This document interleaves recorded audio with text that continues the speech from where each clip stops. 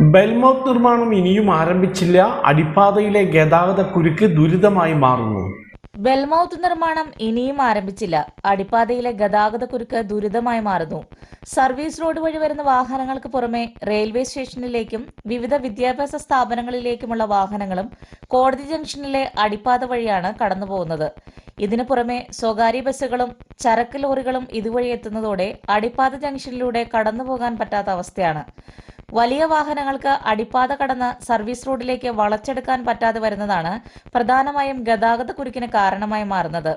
ഇവിടുത്തെ തിരക്കും ഗതാഗത തടസ്സവും കുറയ്ക്കുന്നതിനായി അടിപ്പാതയുടെ വടക്കു ഭാഗത്തും തെക്കു ഭാഗത്തും ബെൽമൗത്ത് നിർമ്മിക്കാൻ തീരുമാനിച്ചിരുന്നു.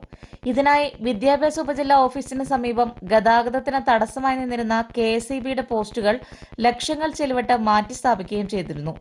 എന്നിട്ടും ബെൽമൗത്ത് നിർമ്മാണം തുടങ്ങാനായിട്ടില്ല.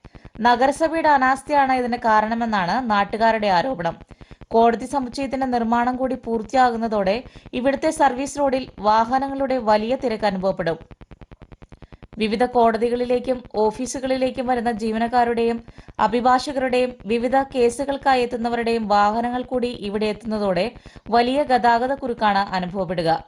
ബെൽമൗത്ത് ഇനിയും നിർമ്മിച്ചില്ലെങ്കിൽ ഗതാഗതക്കുരുക്കിനും അപകടങ്ങൾക്കും വേദിയായി മാറും അടിപ്പാത ജംഗ്ഷൻ. ഇപ്പോൾ തന്നെ നിരവധി ഇരുചക്ര വാഹന യാത്രികരാണ് പ്രതിദിനം ഈ ഭാഗത്ത് അപകടത്തിൽപ്പെടുന്നത്.